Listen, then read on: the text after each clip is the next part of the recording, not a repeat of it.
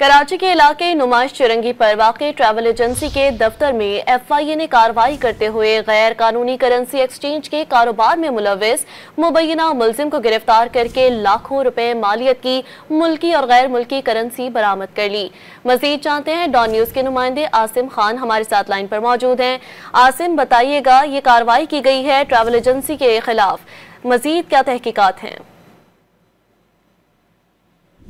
उनसे दोबारा राब्ता करने की कोशिश करेंगे। कराची के इलाके नुमाइश चिरंगी पर वाक़ई ट्रैवल एजेंसी के दफ्तर में FIA ने कार्रवाई करते हुए गैर कानूनी करेंसी एक्सचेंज के कारोबार में मुलव्विस मुबैना मुलजिम को गिरफ्तार करके लाखों रुपए मालियत की मुल्की और गैर मुल्की करेंसी बरामद कर ली। कराची के इलाके नुमाइश चिरंगी पर वाक़ई ट्रैवल एजेंसी के दफ्तर में FIA ने कार्रवाई करते हुए गैर कानूनी करेंसी एक्सचेंज के कारोबार में मुलव्विस मुबैना मुलजिम को गिरफ्तार करके लाखों रुपए मालियत की मुल्की और गैर मुल्की करेंसी बरामद कर ली।